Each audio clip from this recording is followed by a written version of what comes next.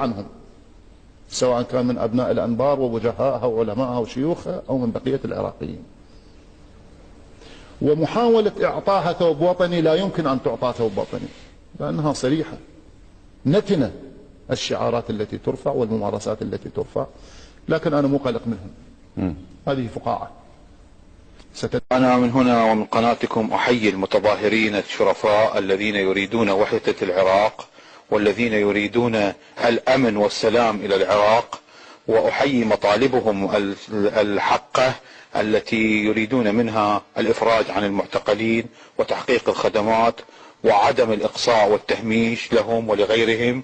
والحكومة إذا اعتبرت شيعية فهي ليست شيعية وإنما عراقية، إنما لأجل صوتكم وإعلاء كلمتكم ووحدتكم ونصركم إن شاء الله وخلاصكم من الظلم وخلاصكم من الإقصاء والتهميش. هم يريدون يهمشون السنة حتى لا ينتخبون، سووا بمحافظاتهم قصف وإرهاب ومدري شنو حتى لا ينتخبون. لا، صوت السنة سيعلو. واحنا تنظيم اسم القاعدة،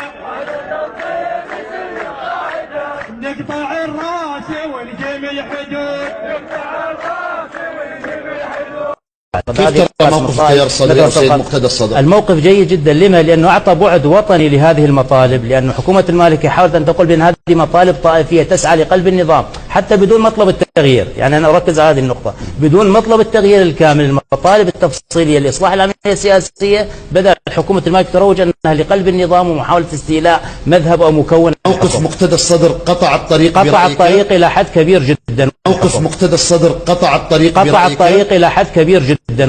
التظاهرات ما دامت سلمية وما دامت لا تسعى إلى تشتيت العراق وتفريقه نحن معها، والبرلمان يجب أن يكون معها لا أن يكون ضدها. وما دامت مطالبهم شرعية وشعبية خدمية فلا بد من تلبيتها. مستعد لأن أرسل وفد إليهم وللسماع لمطالبهم، فإن شاءوا ذلك فأنا بالخدمة. وأيضا إذا شاءوا المجيء إلي أردت أن أذهب إلى الأنبار مثلا، أنا متعاطف مع المتظاهرين، لكن مجرد أن شفت صورة صدام شايليها بعد ما قدرت أروح.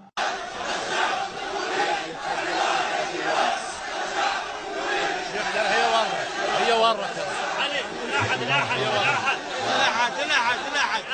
احنا بركانونا، احنا سلم والمعارك، احنا سلم الظالم شريف الداخل والنصر جبنا هديه سقط الدستور والحكومه الطائفيه. احنا هلبس الشديد، احنا هلبس الشديد، احنا فرط حديد. شباب ردوا ورانا، شعبنا يريد اسقاط الحكومه. شعبنا يريد اسقاط الحكومه، شعبنا يريد اسقاط الحكومه. وابو القلبات هذا اليوم يومه، وابو القلبات هذا اليوم يومه. شعبنا الدين بل تسقط يا ذلي، وحكومه الدين بل تسقط يا ذلي. يا ويلي غان، يا ويلك يا ولي، ويا ويلي غان، يا ويلك يا ولي. ترى الأنبار جولك يا مهدومة، وترى الأحرار جولك يا مهدومة. واحنا تنظيم اسم القاعدة، نقطع الراس ونجيب الحدود، نقطع الراس ونجيب الحدود. نسأل الله يفك أسرنا، نسأل الله يفك أسرنا، نسأل الله إنما نعود، نسأل الله إنما نعود. سبيلنا سبيلنا سبيلنا الجهاد، تكبير تكبير تكبير. تمنى زعيم وتيار الصدري مقتدى صدر رئيس الوزراء العراقي نور المالكي ألا تمهد تهديداته باقتحام ساحات الاعتصام في الأنبار لتصفية الحسابات الطائفية مع الطائفة السنية. واقترح الصدر إحالة قرار اقتحام ساحات الاعتصام إلى البرلمان للتصويت عليه، محذرا المالكي من التفرد بهذا القرار. وكانت الحكومة العراقية اتهمت وجود قياديين وأفراد من القاعدة في ساحات الاعتصام يخططون لاستهداف القوات الأمنية. الخخة أو الأحزمة الناسفة يتحدثون أنهم تمت عملية التفخيخ في ساحة الاعتصام.